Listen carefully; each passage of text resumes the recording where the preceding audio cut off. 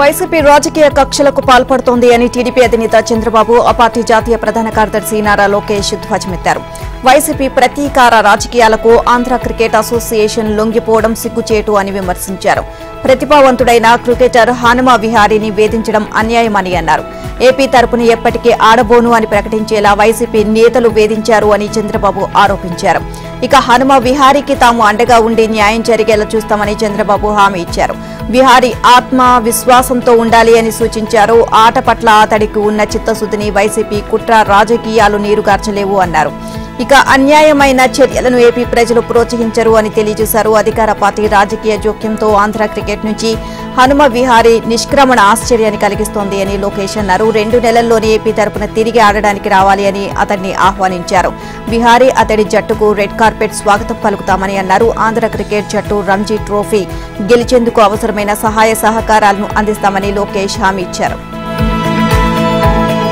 TDP అధినేత చంద్రబాబు ఇంటికి పలువురు ఆశావహులు క్యూ కడుతున్నారు. టికెట్ల కోసం పోటీ పడుతున్నారు. తమకున్న పలుకుబడిని ఉపయోగించి టీడీపీ టికెట్ సాధించడానికి ఎత్తుకు పై ఎత్తులు వేస్తున్నారు. ఇప్పటికే చంద్రబాబు నివాసం చుట్టూ పలువురు ఆశావహులు ప్రదక్షిణ చేస్తున్నారు.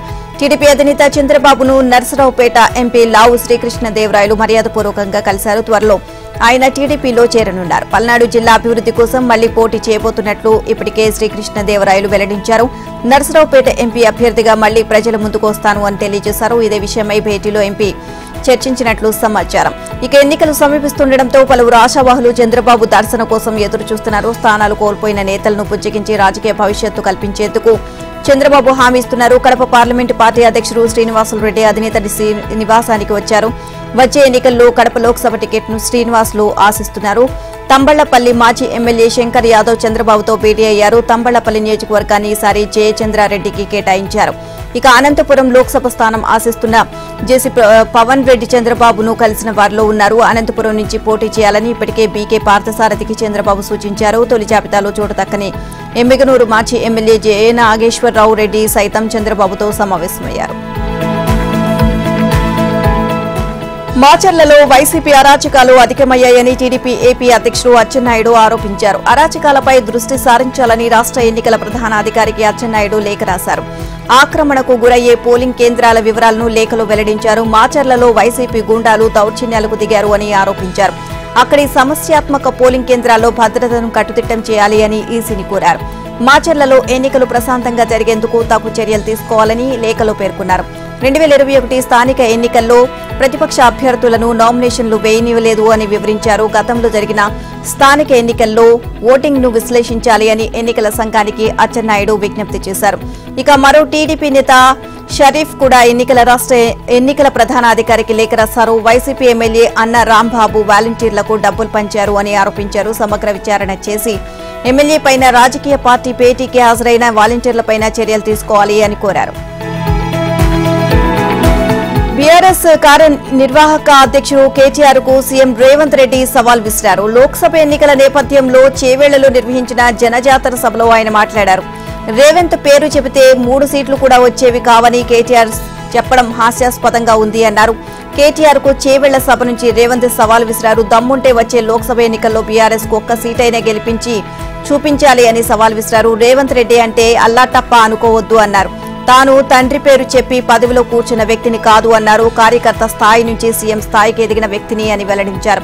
చెంచల్గూడ జైల్లో పెట్టినా లొంగిపోకుండా పోరాటం చేశాను అని తెలియజేశారు. నల్లమల అడవుల నుంచి దుర్మార్గులు అవినీతి పరులను తొక్కుకుంటూ వచ్చాను అన్నారు. ఇక కార్యకర్తల అండ ఉన్నంతకాలం తన కుర్చీని ఎవరూ తాకలేరు అని స్పష్టం చేశారు. ఇక గత ప్రభుత్వంలో అణచివేతకు గురి కాని వర్గమంటూ ఏమీ లేదు అని రేవంత్ మండిపడ్డారు. కాంగ్రెస్ ప్రభుత్వం ఏర్పాటులో కార్యకర్తల శ్రమ రక్తం ఉంది అన్నారు. వాళ్ల రుణం తీర్చుకుంటాము అని తెలియజేశారు. ఎంపీలను గెలిపించడంతోనే తమ బాధ్యత తీరిపోదు అన్నారు. పార్టీ జెండా మోసిన వారికి న్యాయం చేస్తామని వెల్లడించారు. ఏడాదికి 2 కోట్ల ఉద్యోగాలు ఇస్తామని ప్రధాని మోదీ ఇచ్చిన హామీ ఏమైంది అన్నారు. కేడీ మోదీ కలిసి తెలంగాణకు తీవ్ర అన్యాయం చేశారు అని రేవంత్ దుయ్యబట్టారు. ఇద్దరూ కలిసి కాంగ్రెస్ ను దెబ్బకొట్టేందుకు నాటకాలు ఆడుతున్నారని ధ్వజమెత్తారు. హైకోర్టులో ఏపీ ప్రభుత్వానికి గట్టి ఎదురుదెబ్బ తగిలింది. రాజధాని అమరావతిలో భూసేకరణ జరిపిన భూముల్లో రైతులకు ఇచ్చిన ప్లాట్లను రద్దు చేస్తూ తీసుకున్న నిర్ణయాన్ని హైకోర్టు కొట్టివేసింది. ప్లాట్లు రద్దు చేస్తూ సిఆర్డీఏ కమిషనర్, డిప్యూటీ తహసీల్దార్లు ఇచ్చిన ప్రొసీడింగ్స్ ను కూడా హైకోర్టు కొట్టివేసింది. రాజధాని రైతులకు ఏపీ హైకోర్టులో ఊరట లభించింది. వారికి ఇచ్చిన ప్లాట్లను రద్దు చేస్తూ జారీ చేసిన నోటీసులను న్యాయస్థానం కొట్టివేసింది. భూసేకరణ కింద రైతులకు గతంలో సిఆర్టీఏ ఈ ప్లాట్లు ఇచ్చింది. వీటిని రద్దు చేస్తూ 862 మందికి అధికారులు నోటీసులు జారీ చేశారు. ప్లాట్ల రద్దు సిఆర్టీఏ చట్టం, మాస్టర్ ప్లాన్ కు విరుద్ధమని రైతులు పేర్కొన్నారు. ఈ మేరకు నోటీసులను సవాల్ చేస్తూ పలువురు రైతులు హైకోర్టుకు వెళ్లారు. చట్టంలో మార్పులు చేశామని ప్రభుత్వ తరపు న్యాయవాది కోర్టు దృష్టికి తీసుకువెళ్లారు. ఇక ఇరువురి వాదనలు విన్న న్యాయస్థానం కమిషనర్, డిప్యూటీ తహసీల్దార్ ఇచ్చిన నోటీసులు చెల్లవు అని స్పష్టం చేశారు. ఇక నిన్న మొన్నటి వరకు కృష్ణా నదీ జలాల పరిరక్షణ పేరుతో కాంగ్రెస్ ప్రభుత్వాన్ని ఉక్కిరిబిక్కిరి చేసిన బీఆర్ఎస్ మరో పోరాటానికి సిద్ధమైంది. మార్చి 1న చెలో మేడిగడ్డకు పిలుపునిచ్చింది. కాళేశ్వరంపై కాంగ్రెస్ ప్రభుత్వం దుష్ప్రచారం చేస్తుంది అన్న బీఆర్ఎస్ చెలో మేడిగడ్డతో ప్రజలకు వాస్తవాలు చెప్తాము అంటోంది. ఇక కాళేశ్వరం వాస్తవాల పేరుతో మార్చి 10న కరీంనగర్లో భారీ బహిరంగ సభకు ప్లాన్ చేస్తోంది. కాళేశ్వరం ప్రాజెక్టు గురించి వాస్తవాలను ప్రజలకు తెలియజేసేందుకు మార్చి 1 నుంచి చెలో మేడిగడ్డ కార్యక్రమం చేపట్టనున్నట్లు మాజీ మంత్రి బీఆర్ఎస్ నేత కేటీఆర్ తెలియజేశారు. తెలంగాణ భవన్లో కేటీఆర్ మీడియాతో మాట్లాడుతూ కాంగ్రెస్ ప్రభుత్వంపై మండిపడ్డారు. కాంగ్రెస్ గతంలో చేపట్టింది జలయజ్ఞం కాదు, ధనయజ్ఞం అని వ్యాఖ్యానించారు. మహారాష్ట్రలోను ప్రాజెక్టుల కోసం అనుమతులు తీసుకురాలేదు అని కేటీఆర్ ధ్వజమెత్తారు. తుమ్మిడిహట్టి వద్ద నీళ్లు లేవని కేంద్ర జల సంఘం చెప్పింది అన్నారు. అక్కడే కంటే మేడిగడ్డ వద్ద నీటి లభ్యత ఎక్కువ అని తేల్చి చెప్పారు. అందుకే కాళేశ్వరం ప్రారంభించామని వివరించారు. ఈ ప్రాజెక్టు కోసం మహారాష్ట్రతో ఉన్న వివాదాన్ని సామరస్యంగా పరిష్కరించామని కేటీఆర్ తెలియజేశారు. కాళేశ్వరం అంటే ఒక బ్యారేజ్ కాదు, 15 రిజర్వాయర్లు, 21 పంప్ హౌస్లు, 201 కిలోమీటర్ల సొరంగాలు, 88 మీటర్ల నుంచి 618 మీటర్లకు నీటిని లిఫ్ట్ చేశామని కేటీఆర్ తెలియజేశారు. ప్రపంచంలోనే అతిపెద్ద లిఫ్ట్ ఇరిగేషన్ ప్రాజెక్టు నిర్మించామని కేటీఆర్ చెప్పారు. కాళేశ్వరం జలాలతో వాగులు, చెరువులను నింపామని అన్నారు. దీంతో భూగర్భ జలాలు పెరిగిపోయాయి అన్నారు. కాళేశ్వరంతో పాతాళగంగ పైకి వచ్చింది అన్నారు. ఇక మేడిగడ్డలో 84 పిల్లర్లు ఉంటే 3 కుంగిపోయాయి అన్నారు. బ్యారేజీ మొత్తం కొట్టుకుపోయినట్లు ప్రచారం చేయడం అన్యాయమని అన్నారు. గతంలో ఫరక్కా బ్యారేజీలోనూ ఇలా జరిగింది అని కేటీఆర్ వివరణ ఇచ్చారు. తెలంగాణలో పార్లమెంట్ ఎన్నికలకు రేవంత్ టీం రెడీ అవుతోంది. బీజేపీ, బీఆర్ఎస్ పార్టీలు కలిసి కలవకుండా వచ్చిన 14 పార్లమెంట్ స్థానాలు గెలుస్తాము అని కాంగ్రెస్ నేతలు ధీమా వ్యక్తం చేస్తున్నారు. వచ్చే నెలలో అభ్యర్థులను ప్రకటించేందుకు హస్తం పార్టీ సిద్ధమైంది. కాంగ్రెస్ లోకి వచ్చే వారికి కండువాలను కప్పుతూ ఎన్నికలకు కావాల్సిన ఆయుధాలను సిద్ధం చేస్తుంది. ఇక తెలంగాణలో పార్లమెంట్ ఎన్నికలకు కాంగ్రెస్ సిద్ధమైంది. 17 సీట్లు గెలిపే లక్ష్యంగా పావులు కదుపుతోంది. కాంగ్రెస్ విజయానికి పక్కా ప్లానింగ్ తో ముందుకు వెళ్తున్నారు రేవంత్ రెడ్డి. ఇక అసెంబ్లీ ఎన్నికల టార్గెట్ రీచ్ అయిన కాంగ్రెస్ పార్టీ పార్లమెంట్ ఎన్నికల్లో అదే స్ట్రాటజీని అమలు చేయడానికి సిద్ధమవుతోంది. ఇటీవల ఇంద్రవెల్లి బహిరంగ సభలో రేవంత్ రెడ్డి పార్లమెంట్ ఎన్నికల శంఖారావాన్ని మోగించారు. ఆ తర్వాత జరిగిన కోజ్గి సభలో ఎంపీ ఎన్నికలే టార్గెట్ అంటూ రేవంత్ రెడ్డి కీలక ప్రకటన చేశారు. ఎంపీ ఎన్నికల విషయంలో అన్ని పార్టీల కంటే స్పీడ్ గా హస్తం పార్టీ ఉంది. ఆశావహుల నుంచి దరఖాస్తులను స్వీకరించిన కాంగ్రెస్ వాటిని వడబోసే పనిలో ఉంది. అభ్యర్థుల ఎంపిక బాధ్యతను అధిష్టానం రేవంత్ కు అప్పగించింది. ప్రభుత్వం లేఅవుట్ క్రమబద్దీకరణ పథకానికి గ్రీన్ సిగ్నల్ ఇవ్వడంపై బీఆర్ఎస్ నేత ఎమ్మెల్యే హరీష్ రావు స్పందించారు. కాంగ్రెస్ నేతలకు ఏమాత్రం చిత్తశుద్ది ఉన్నా లేఅవుట్ల క్రమబద్దీకరణ పథకాన్ని ఉచితంగా అమలు చేయాలని కోరారు. మోసపూరిత హామీ ఇచ్చిన కాంగ్రెస్ ప్రజలకు క్షమాపణ చెప్పాలని హరీష్ రావు డిమాండ్ చేశారు. ఎల్ఆర్ఎస్ దరఖాస్తుల పరిష్కారానికి రాష్ట్ర ప్రభుత్వ గ్రీన్ సిగ్నల్ ఇచ్చిన నేపథ్యంలో హరీష్ రావు ఎక్స్ వేదికగా స్పందించారు. హామీల అమలుపై మాట మార్చడం కాంగ్రెస్ కు అలవాటుగా మారింది అన్నారు. అధికారంలోకి రాగానే ఎల్ఆర్ఎస్ ను రద్దు చేస్తామని కాంగ్రెస్ నేతలు ఇచ్చిన హామీని గుర్తు చేశారు. ఉచితంగా క్రమబద్దీకరణ చేస్తాము అని చెప్పి ఇప్పుడు మాట తప్పి ఫీజు వసూలు చేసేందుకు సిద్ధమవడం అన్యాయమని అన్నారు. నో ఎల్ఆర్ఎస్, నో బీఆర్ఎస్ అంటూ గతంలో ప్రజలను రెచ్చగొట్టి ఇప్పుడు ఫీజు వసూలు చేస్తాము అనడం కాంగ్రెస్ నేతల మోసపూరిత మాటలకు నిదర్శనమని అన్నారు. కాంగ్రెస్ నేతలకు ఏమాత్రం చిత్తశుద్ది ఉన్నా ఎల్ఆర్ఎస్ ను ఎలాంటి ఫీజులు లేకుండా అమలు చేయాలి అని హరీష్ రావు డిమాండ్ చేశారు. వివేకానందరెడ్డి హత్య కేసులో అప్రూవర్ గా మారిన దస్తగిరి సంచలన వ్యాఖ్యలు చేశారు. వివేక హత్య కేసులో సిబిఐ ఎస్పీ రామ్ సింగ్ బెదిరించి అప్రూవర్ గా మార్చారు అని చెప్పాలి అంటూ తీవ్ర ఒత్తిడికి గురిచేస్తున్నారు అని దస్తగిరి చెప్పారు. ఇక 20 కోట్ల రూపాయలను అడ్వాన్స్ కింద తీసుకోవాలి అని ఈ హత్య కేసులో కీలక నిందితుడు ఉన్న దేవిరెడ్డి శివశంకర్ రెడ్డి కుమారుడు చైతన్యరెడ్డి తనను జైల్లో ప్రలోభాలకు గురి చేసినట్లు చెప్పారు. దస్తగిరి కీలక ప్రకటన చేశారు. వచ్చే ఎన్నికల్లో పులివెందుల నుంచి పోటీ చేస్తాను అన్నారు. సీఎం జగన్ ను ఢీకొడతాను అని వెల్లడించారు. వైఎస్ వివేకానందరెడ్డి హత్య కేసులో దస్తగిరి అప్రూవర్ గా మారారు. ఈ కేసు విచారణలో భాగంగా నాంపల్లి కోర్టుకు హాజరైన దస్తగిరి మీడియాతో మాట్లాడారు. వైసీపీ ప్రభుత్వం నుంచి తనకు ప్రాణహాని ఉంది అని ఆందోళన చెందారు. ఓ కిడ్నాప్ కేసులో తనను అక్రమంగా అరెస్ట్ చేసి జైల్లో పెట్టిన సమయంలో దేవిరెడ్డి శివశంకర్ రెడ్డి కుమారుడు చైతన్యరెడ్డి డాక్టర్ ముసుగులో జైలు లోపలికి వచ్చాడు అని దస్తగిరి చెప్పారు. చైతన్యరెడ్డి ఓ డాక్టర్లా జైల్లో పేషెంట్లను చూసేందుకు వచ్చి ప్రలోభాలకు గురిచేసినట్లు తెలియజేశారు. ఇక 20 కోట్ల రూపాయలు అడ్వాన్స్ కింద తీసుకోవాలి అంటూ ప్రలోభాలకు గురి చేశాడు అంటూ ఆరోపించారు. వివేకా కేసును నీరుగార్చే ప్రయత్నాలు కొనసాగుతున్నాయి అని అనుమానాలు వ్యక్తం చేశారు. వైసీపీ ప్రభుత్వంపై ఈ హత్య కేసు ప్రభావం చూపుతోంది అని ఉద్దేశంతో తనని ప్రలోభాలకు గురి చేస్తున్నారు అని ఆరోపించారు. తెలంగాణ పోలీసులతో తనకు భద్రత కావాలని కోర్టును ఆశ్రయిస్తానని తెలియజేశారు. ఏపీ పోలీసులపై తనకు నమ్మకం లేదు అన్నారు. తెలంగాణ పోలీసుల ద్వారా భద్రత కల్పించాలని ప్రభుత్వాన్ని కోరారు. ఇక ఏపీ పీసీసీ అధ్యక్షురాలు షర్మిల కీలక వ్యాఖ్యలు చేశారు. వైసీపీ నేతలు దిగజారుడు రాజకీయాలు చేస్తున్నారు అని మండిపడ్డారు. ఆంధ్ర క్రికెట్ అసోసియేషన్ తీరుపై షర్మిల ఘాటు వ్యాఖ్యలు చేశారు. క్రికెటర్ హనుమ విహారీపై వ్యవహరించిన తీరు సిగ్గుచేటు అన్నారు. అన్నింటిలో నీచ రాజకీయాలు చేస్తున్న వైసీపీ నేతలు ఇప్పుడు క్రీడలపైన కుట్ర రాజకీయాలు చేస్తున్నారు అని ఆగ్రహాన్ని వ్యక్తం చేశారు. రాష్ట్ర గౌరవాన్ని అన్ని విధాలుగా నాశనం చేసిన ఈ నేతలు ఇంకా ఎంత దిగజారిపోతారో ఊహించలేకపోతున్నామని అన్నారు. ఆడదాం ఆంధ్ర అంటూ 2 నెలలు సినిమా స్టంట్స్ చేయించిన వైసీపీ నేతలు అసలు ఆడుతున్న ఆటలు ఇవేనా అని ప్రశ్నించారు. ఆటగాళ్ల భవితను ఆత్మవిశ్వాసాన్ని ఇలా నాశనం చేస్తారా అని నిలదీశారు. ఇది ఆంధ్ర క్రికెట్ అసోసియేషనా, అధ్వానపు క్రికెట్ అసోసియేషనా అని ప్రశ్నించారు. ఆ విషయంపై వెంటనే విచారణ జరగాలి అని షర్మిల డిమాండ్ చేశారు. రాష్ట్ర రాజధానిలో 21వ బయో ఆసియా 2024 సదస్సు ప్రారంభమైంది. రాష్ట్ర సీఎం రేవంత్ రెడ్డి, ఐటీ శాఖ మంత్రి శ్రీధర్ బాబు సదస్సులో పాల్గొన్నారు. జీవ వైవిధ్య, సాంకేతిక రంగాల్లో విప్లవాత్మక మార్పులపై ఇందులో చర్చించనున్నారు. పరిశోధనలు చేస్తున్న అంకుర సంస్థలకు ప్రోత్సాహకాలు, చేయూతపై నిర్ణయాలు తీసుకోనున్నారు. ఈ సందర్భంగా సీఎం రేవంత్ రెడ్డి మాట్లాడుతూ హైదరాబాద్ ఐటీ, సాఫ్ట్వేర్ రంగాల్లో అగ్రగామిగా ఉంది అన్నారు. కోవిడ్ అనంతరం ప్రజలు ఆరోగ్యంపై దృష్టి సారించారని చెప్పారు. లైఫ్ సైన్సెస్ రాజధాని మన నగరం అని అనడంలో ఎలాంటి సందేహం లేదు. ప్రపంచంలో 3 కోవిడ్ వ్యాక్సిన్లు వచ్చాయి. వాటిలో ఒక వ్యాక్సిన్ ను అందించిన ఘనత హైదరాబాద్ కు దక్కింది. ఎన్నో పరిశోధనలకు నిలయంగా ఉంది మన భాగ్యనగరం. జాతీయ, అంతర్జాతీయ స్టార్టప్ కంపెనీలకు ప్రోత్సాహం అందించడంతో పాటు ఎంఎస్ఎంఈలను మరింత బలోపేతం చేసేందుకు ప్రభుత్వం ప్రత్యేక దృష్టి సారించింది అని రేవంత్ చెప్పారు. ఫార్మా రంగంలో సవాళ్లను తాను అర్థం చేసుకోగలిగాను అన్నారు. ఫార్మా రంగానికి వెన్నుదన్నుగా నిలుస్తాను అన్నారు. ఢిల్లీ సీఎం అరవింద్ కేజ్రీవాల్ కు ఎన్ఫోర్స్మెంట్ డైరెక్టరేట్ మరోసారి నోటీసులు జారీ చేసింది. ఢిల్లీ మద్యం కేసులో మనీ లాండరింగ్ కు సంబంధించి విచారణకు మార్చి 4న రావాలని సూచించింది. ఇలా కేజ్రీవాల్ కు ఈడీ సమన్లు ఇవ్వడం ఇది 8వసారి. 7వసారి ఇచ్చిన నోటీసులు గడువు ముగిసిన మరుసటి రోజే మరోసారి సమన్లు జారీ అయ్యాయి.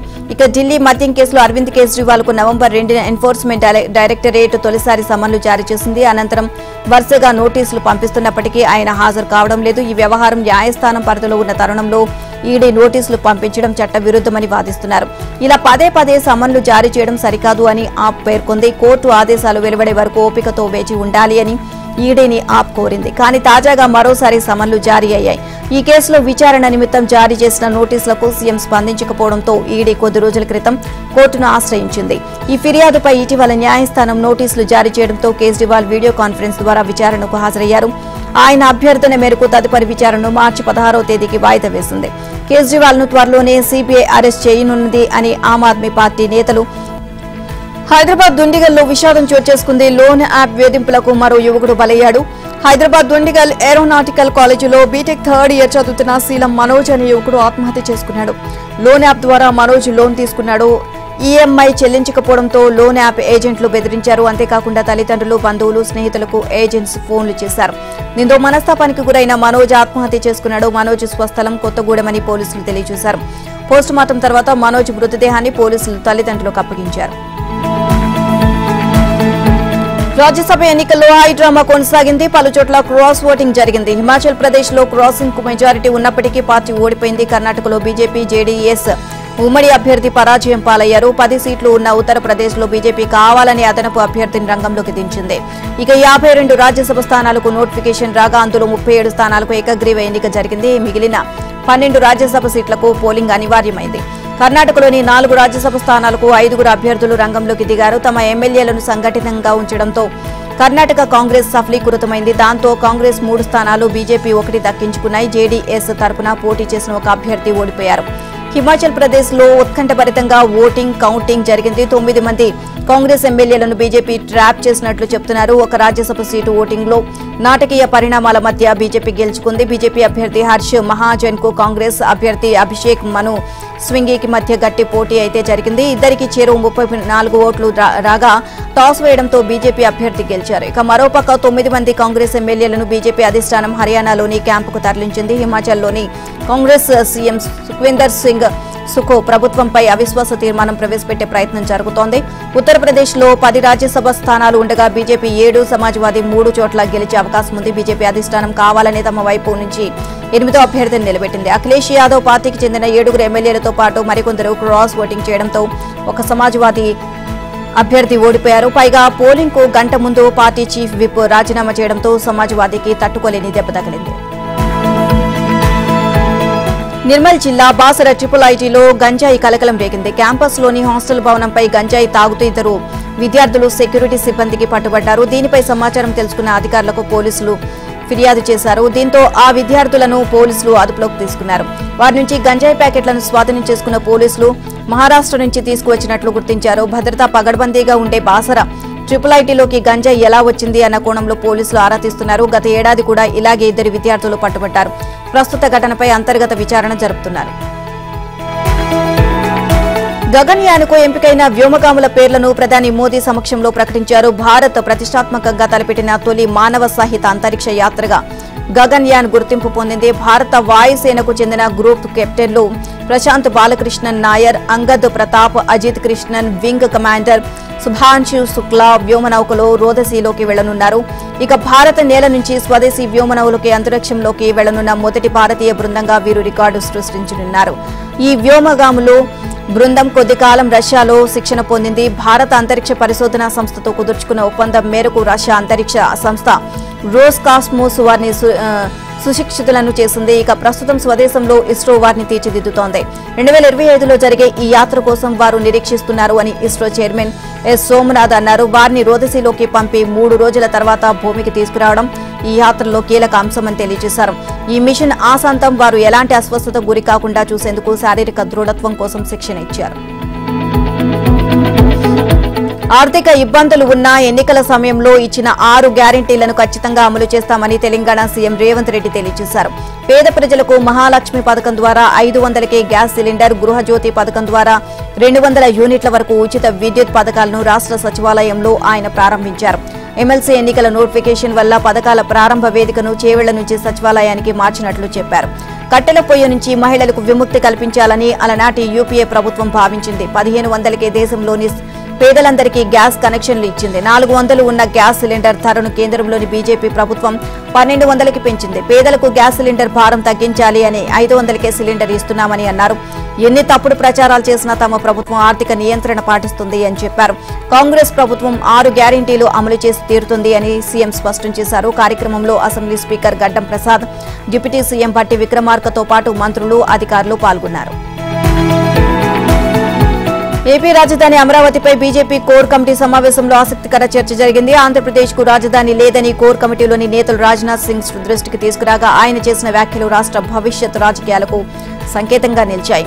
ఇక రాజధాని అమరావతి అని ఇప్పటికే తీర్మానం చేశాం కదా అని రాజ్నాథ్ సింగ్ క్లారిటీ ఇచ్చేశారు. మనమే అధికారంలోకి రాబోతున్నామని బీజేపీ నేతలకు ఆయన భరోసా ఇచ్చారు. రాజధాని మీద ఆందోళన చెందవద్దు అని టీడీపీతో పొత్తు ఉంటుందని పరోక్ష సంకేతాలు ఇచ్చారు.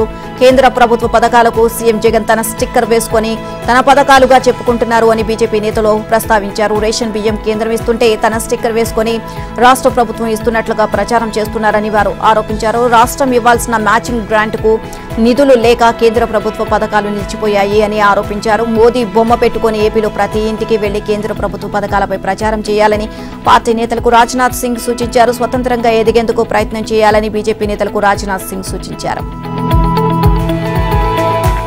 దేశ ప్రతిష్టను పెంచిన మోదీనే మరోసారి గెలిపించుకోవాలని కేంద్ర మంత్రి బీజేపీ రాష్ట్ర అధ్యక్షుడు కిషన్ రెడ్డి కోరారు. గోషామహల్ జుమ్మారాత్ బజార్లో నిర్వహించిన విజయ సంకల్ప యాత్రలో ఆయన మాట్లాడారు. తెలంగాణలో 5 క్లస్టర్లుగా 17 నియోజకవర్గాల్లో 5.5 వేల కిలోమీటర్ల మేర ఈ యాత్రలు జరుగుతున్నాయని చెప్పారు. బీజేపీకి 2014లో 278 సీట్లు వస్తే 2019లో 302 సీట్లు వచ్చాయని వివరించారు. ఈసారి 375 సీట్లు రావాలని కిషన్ రెడ్డి ఆకాంక్షించారు. దేశ ప్రజలందరి మనసులో మోదీని మళ్లీ ప్రధాని కావాలని కోరుకుంటున్నారని ఆయన చెప్పారు. కాంగ్రెస్ పాలనలో 12 లక్షల కోట్ల అవినీతి జరిగిందని వివరించారు. ఇప్పుడు ₹1 అవినీతి లేకుండా మోదీ పాలన సాగిస్తున్నట్లు చెప్పారు. 500 ఏళ్ల కల అయోధ్య రామాలయాన్ని నిర్మించి మాట నిలబెట్టుకున్నామని అన్నారు. ఇది మోదీతో సాధ్యమైంది అన్నారు. ప్రపంచంలో మన దేశ ప్రతిష్టను మోదీ మరింత పెంచారు అని చెప్పారు. అలాంటి నాయకుడు మళ్లీ ప్రధాని కావాలి అన్నారు. అందుకు తెలంగాణలో 17 ఎంపీ స్థానాల్లో గెలిపించాలని కిషన్ రెడ్డి కోరారు. ఎంఐఎం పార్టీ ప్రజాస్వామ్యానికి అభివృద్ధికి వ్యతిరేకంగా పనిచేస్తోంది అన్నారు. ఏ పార్టీ అధికారంలో ఉంటే ఆ పార్టీతో కలుస్తోంది అన్నారు. అసదుద్దీన్ పార్లమెంట్ను వెళ్లకుండా అడ్డుకోవాలి అంటే హైదరాబాద్ నుంచి బీజేపీని గెలిపించాలి అని కిషన్ రెడ్డి కోరారు. చంద్రబాబు సతీమణి నారా భువనేశ్వరి విశాఖ ఏజెన్సీలో పర్యటనకు ఏర్పాట్లు సిద్దమయ్యాయి. నిజం గెలవాలి యాత్రలో భాగంగా అల్లూరి జిల్లా అరకు లోయలో నేడు నారా భువనేశ్వరి పర్యటిస్తారు. అరకు చేరుకున్న ఆమెకు అరకు నియోజకవర్గ సమన్వయకర్త సివేరి దొన్నుదర ఆధ్వర్యంలో టీడీపీ శ్రేణులు ఘన స్వాగతం పలికారు. చంద్రబాబు అక్రమ అరెస్టును తట్టుకోలేక మనోవేదనతో మృతి చెందిన ముసిరిగూడకు చెందిన గిరిజన కార్యకర్త కుటుంబాన్ని పరామర్శించి వారికి ధైర్యం చెప్పామన్నారు. ఇక ఆ కుటుంబానికి ₹3 లక్షల సాయాన్ని అందజేయనున్నారు. టీడీపీ కార్యకర్తలకు భువనేశ్వరి భరోసా కల్పించనున్నారు. తాడేపల్లిగూడెం వేదికగా ఇవాళ టీడీపీ జనసేన సంయుక్తంగా సమర భేరీ మోగించనున్నారు. ఇరు పార్టీల అగ్రనేతలు ఈ కార్యక్రమానికి హాజరు కానున్నారు. సంక్షేమం అభివృద్ధి ఉమ్మడి ఎజెండాగా ఈ సభకు తెలుగు జన విజయ కేతనం జెండాగా నామకరణం చేశారు. సీఎం జగన్ ఆరోపణలకు ధీటైన జవాబు చెప్పేందుకు ఈ సభను వినియోగించుకోనున్నారు. ఇక ఎన్నికలకు టీడీపీ జనసేన శ్రేణులను సిద్ధం చేసేలా ఇరు పార్టీల అధినేతలు చంద్రబాబు పవన్ కళ్యాణ్లు రంగంలోకి దిగుతున్నారు. మొన్నటి వరకు సీట్ల సర్దుబాటు పోటీ చేసే అభ్యర్థుల వడపోతుతో బిజీగా ఉన్న రెండు పార్టీల అధినేతలు ఇటీవల సంయుక్తంగా పోటీ చేసే స్థానాలను ప్రకటించారు. ఇక క్షేత్రస్థాయిలో ఇరు పార్టీల నేతలు కలిసి కార్యక్రమాలు నిర్వహించేలా కార్యాచరణ సిద్ధం చేస్తున్నారు. తాడేపల్లిగూడెంలో నిర్వహించే భారీ బహిరంగ సభ ద్వారా టీడీపీ జనసేన ఉమ్మడి ప్రచారానికి శ్రీకారం చుడుతున్నారు. గతంలో లోకేష్ పాదయాత్ర సందర్భంగా టీడీపీ ఏర్పాటు చేసిన సభకు పవన్ కళ్యాణ్ ముఖ్య అతిథిగా హాజరయ్యారు. ఇప్పుడు తాడేపల్లిగూడెంలో జనసేన ఆధ్వర్యంలో జరిగే బహిరంగ సభకు చంద్రబాబు ముఖ్య అతిథిగా హాజరవుతున్నారు.